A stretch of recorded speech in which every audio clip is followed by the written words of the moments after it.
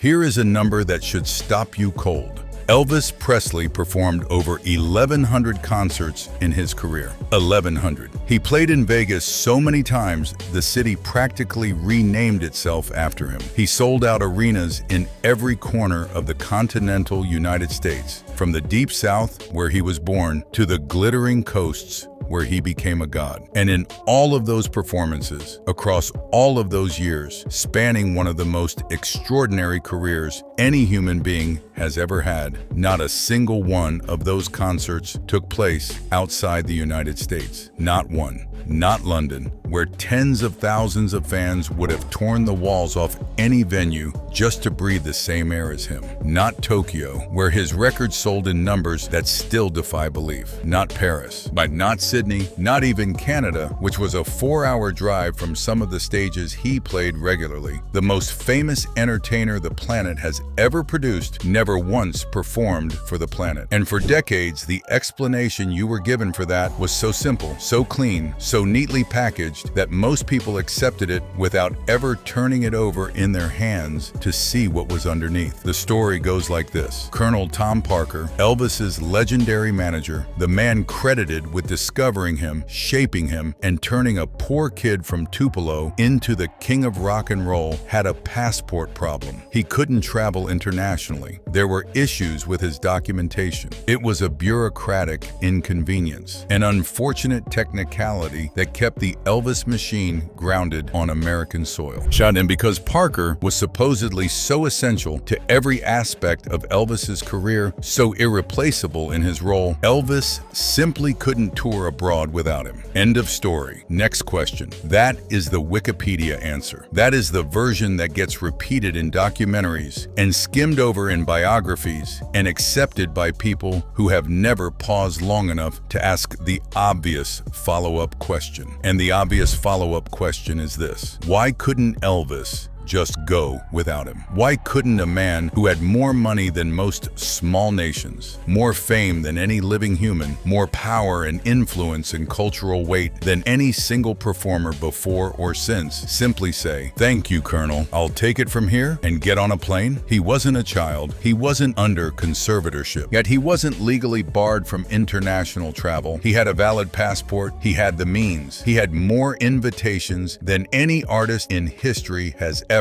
received. Promoters in London offered sums so large they would have broken every existing record for a live performance fee. A proposed concert in Japan carried a financial guarantee that would have made Elvis the highest paid touring musician in the world overnight, not by a small margin, by a factor that made industry veterans physically uncomfortable. Elvis knew about these offers. He discussed them. People who were in the room have described the look on his face when international opportunities were brought to him, and the word they use most often is longing. This was not a man who didn't want to go. This was a man who wanted it desperately and couldn't get there.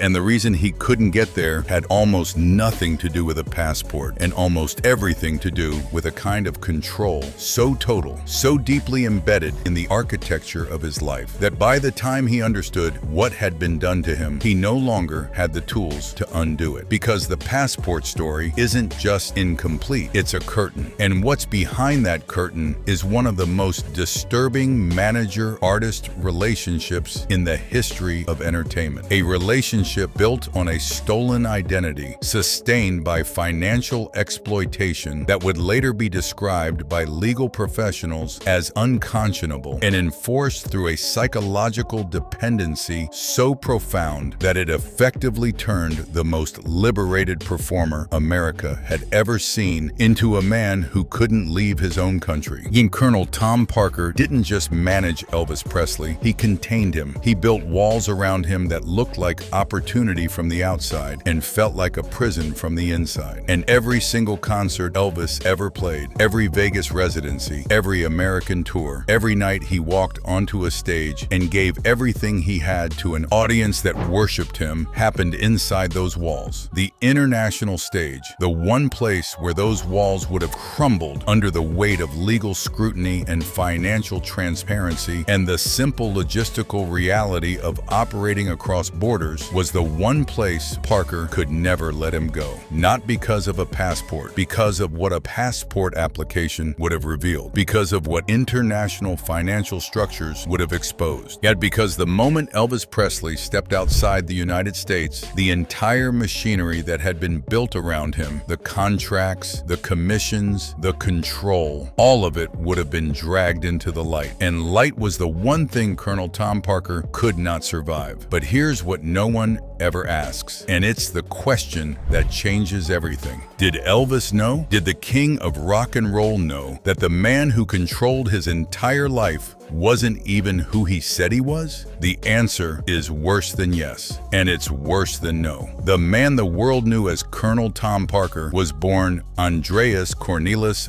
van Kook in Breda, Netherlands in 1909. He grew up in a working-class Dutch family, spoke with an accent he would spend the rest of his life burying, and at some point in his late teens or early 20s, when he left the Netherlands under circumstances that have never been fully explained. What is known is that he entered the United States illegally. No visa, no documentation, no authorized port of entry. He simply appeared in the American South like a man who had walked out of one life and into another, which is exactly what he had done. He took the name Tom Parker from a real person, adopted the honorary title of colonel through a connection to a Louisiana governor, and built an entirely fabricated American identity, so convincing that it fooled an entire industry, an entire country, and the single most famous human being on the face of the earth for more than 2 decades. This was not a minor biographical quirk. This was not some colorful backstory that adds texture to a larger-than-life character. And this was the foundational lie upon which Elvis Presley's entire career was constructed. Because everything Parker did, every decision he made, every deal he structured, every opportunity he killed was filtered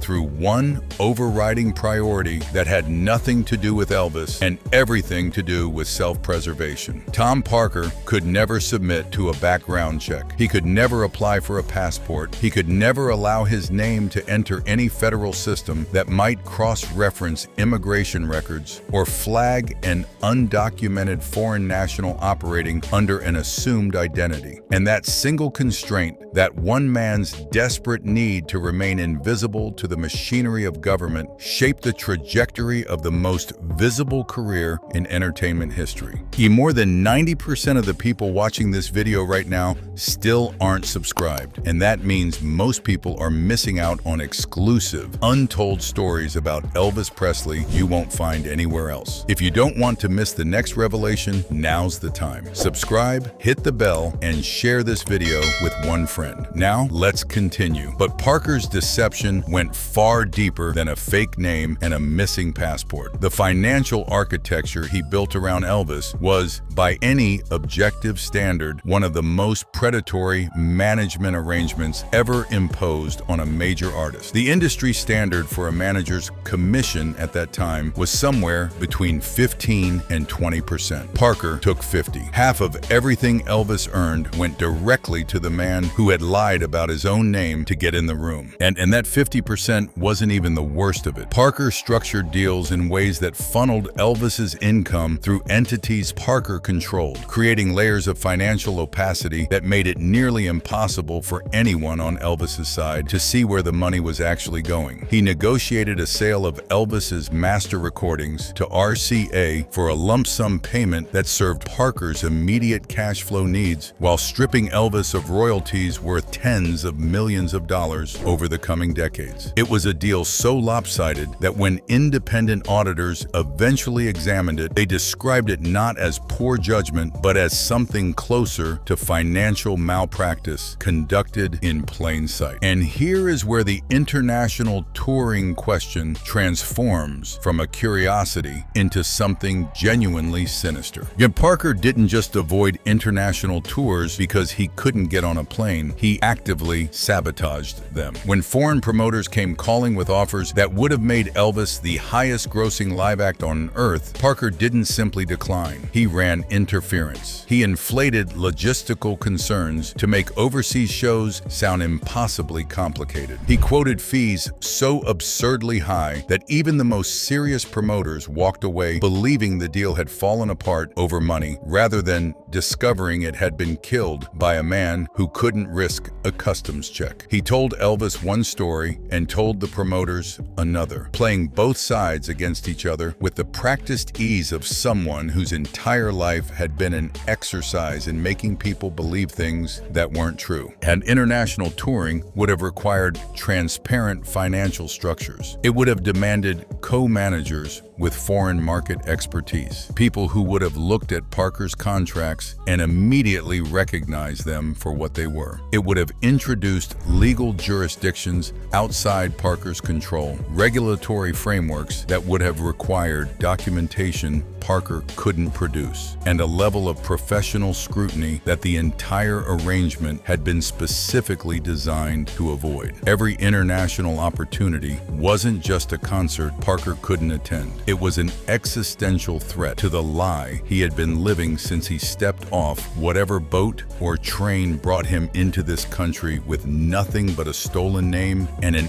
animal instinct for control. The people around Elvis, the members of what became known as the Memphis Mafia, the inner circle who lived with him, traveled with him, and watched the dynamics of his relationship with Parker's up close, have described that relationship in terms that go beyond business. They describe conditioning. They describe a young man in his early 20s who was taught systematically and deliberately to believe that without Colonel Tom Parker, he was nothing. That the magic wasn't in Elvis. It was in what Parker did with Elvis. That the truck-driving kid from Tupelo would return to Tupelo the moment Parker's guiding hand was removed. It was a dependency manufactured so early and reinforced so relentlessly that by the time Elvis had the fame, the money, and the cultural power to walk away from anyone on Earth, and he couldn't walk away from the one person he should have run from.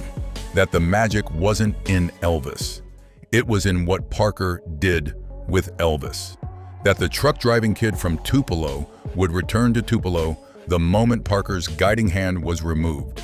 It was a dependency manufactured so early and reinforced so relentlessly that by the time Elvis had the fame, the money, and the cultural power to walk away from anyone on Earth, and he couldn't walk away from the one person he should have run from.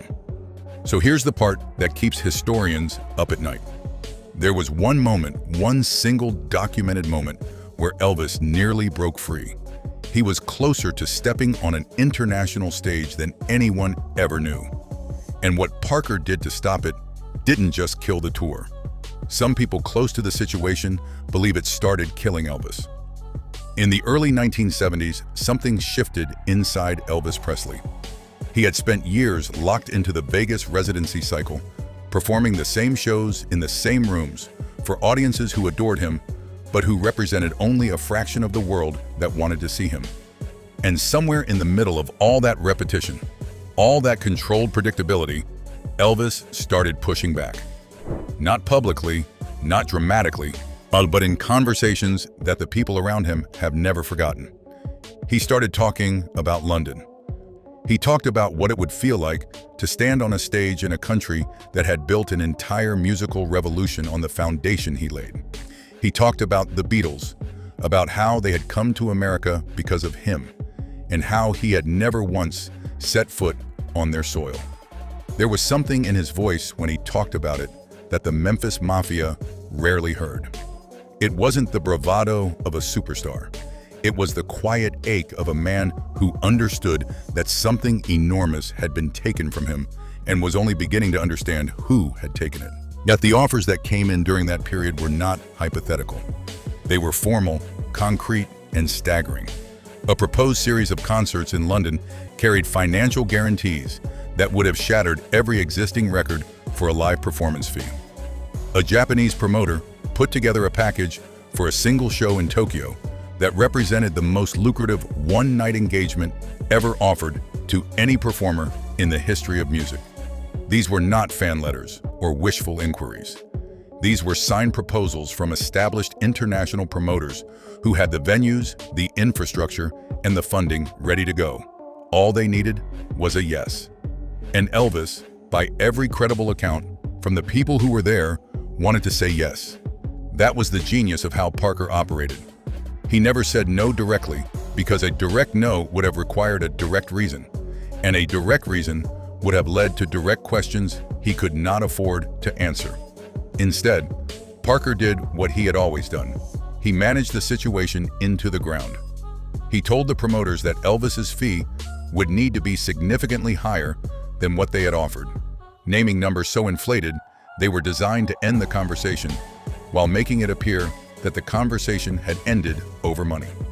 Simultaneously, he told Elvis that the promoters were not serious, that their offers were lowball attempts to exploit his name in foreign markets where Parker claimed the legal protections were inadequate.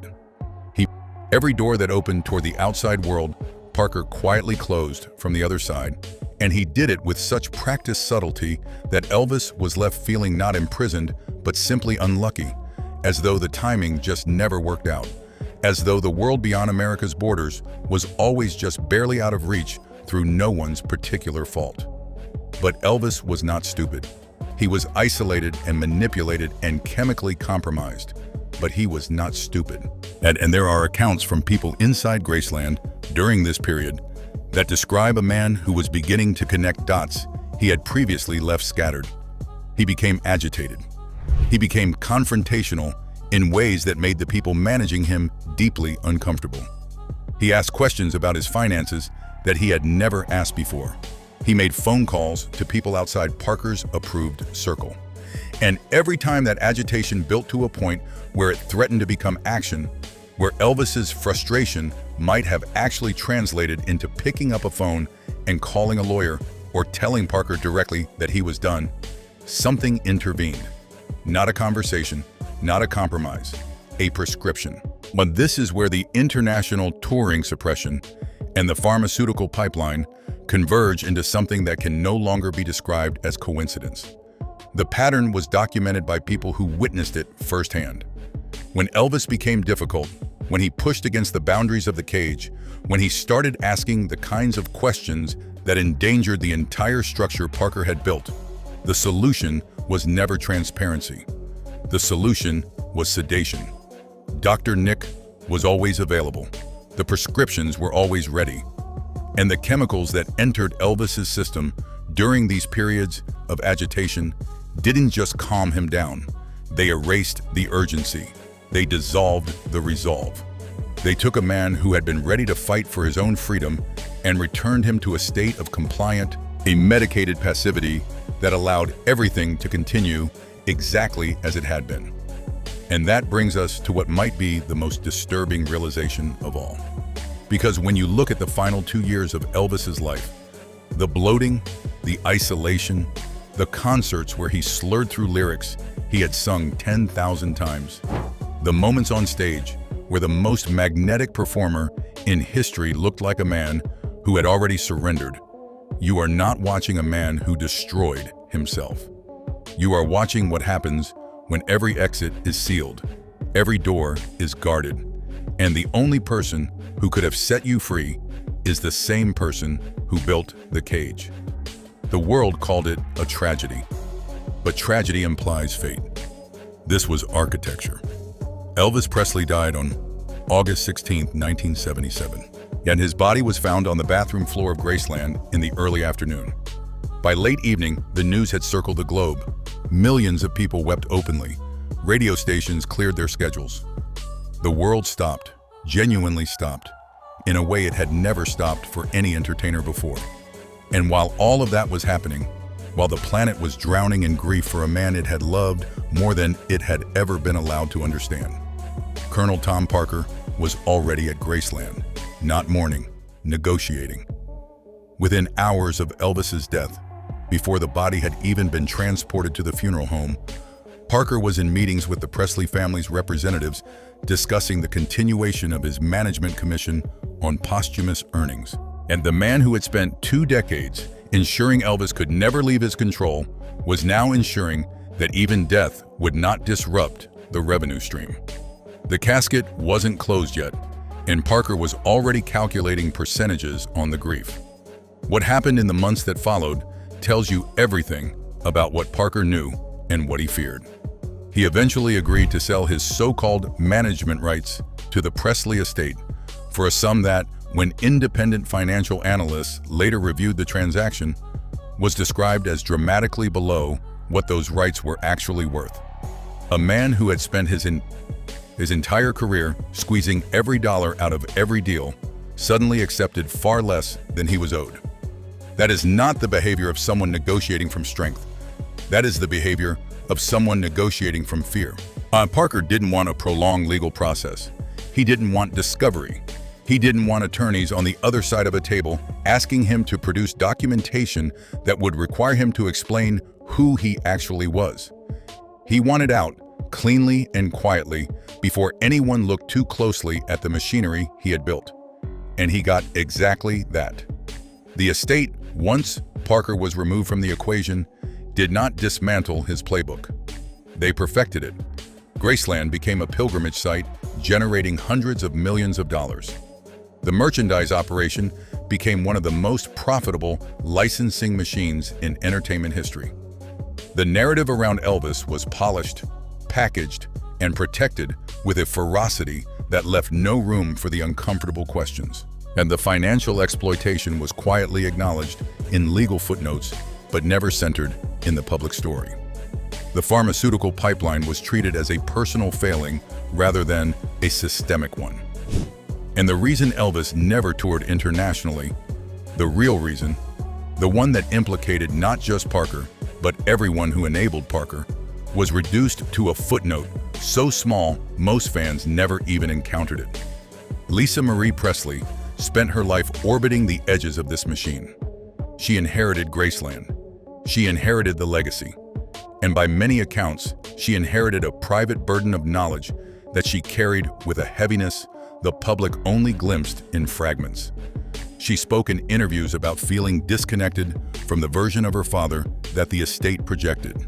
As she described growing up inside a Graceland that bore almost no resemblance to the tourist attraction it became.